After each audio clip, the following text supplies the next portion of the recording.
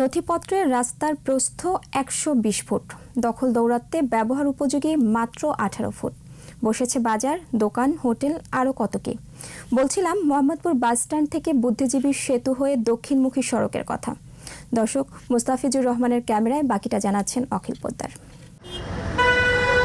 ধানমন্ডি মোহাম্মদপুর থেকে ওপারে আটিবাজার, একপাশে সাভার হয়ে উত্তর কিংবা দক্ষিণবঙ্গে যাচ্ছে শত শত পরিবহন, আরেক পাশে কেরানীগঞ্জ হয়ে রাস্তা মিশেছে পদ্মা সেতুতে। সেই রাস্তায় ঘন্টার পর ঘন্টা যানজটে নাকাল গন্তব্যে ফেরা মানুষ। এই ব্রিজটা দুই পাশে এমনভাবে দোকান, টিনের দোকান, হোটেল, এখানে আপনার মিল কারখানা এমনভাবে হয়ে রয়েছে যে একটা গাড়ি মোড় ঘোরার মতো শক্তিও নাই। এই রাস্তায় একটা বাস চললে আর একজন মানুষ হাঁটতে পারে না। রাস্তার জায়গায় মার্কেট হয়েছে, রাস্তার এই পাশ ওপর দেখা যায় না।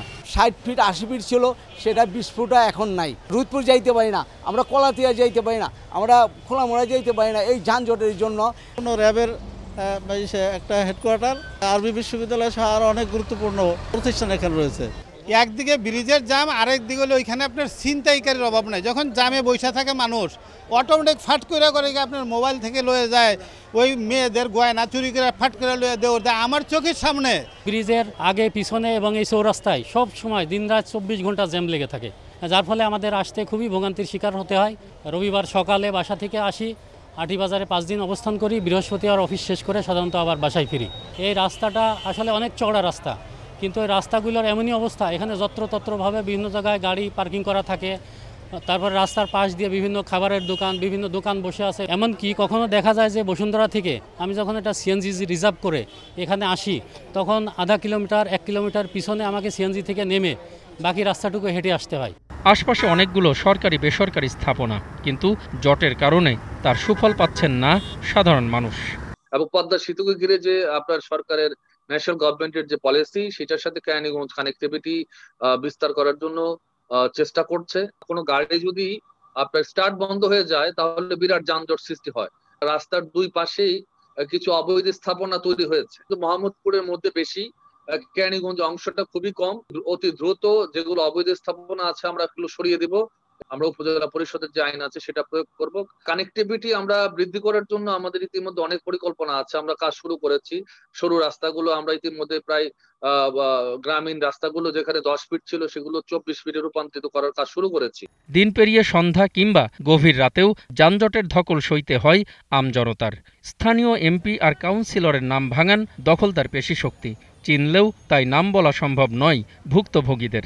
দোকানপাটগুলা স্ট্যান্ড ওদের জন্য সব ভাড়া দিয়ে খাচ্ছে, এই জন্য আমাদের চলতে সমস্যা।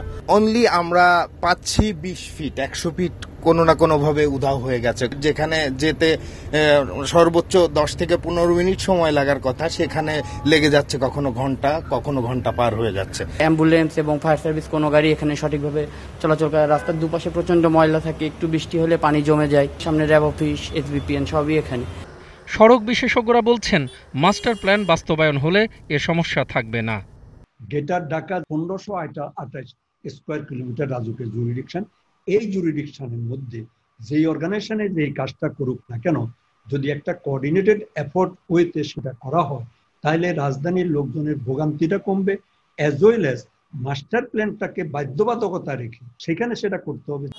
120 ফিটের রাস্তার 100 ফুটে দখল হয়ে যাওয়ায় প্রতিদিন এমন ভোগান্তিতে হাজার হাজার পথ চলতি মানুষ।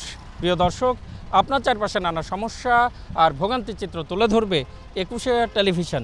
এসব তথ্য জানাতে ফোন করুন। 21শে টেলিভিশনে পৌঁছে যাব আমি অখিল পোদ্দার, আর 21শে টেলিভিশনের ক্যামেরা আপনাদের দুর্ভোগ দুর্দশায় সবসময় পাশে আছে। 21শে টেলিভিশন।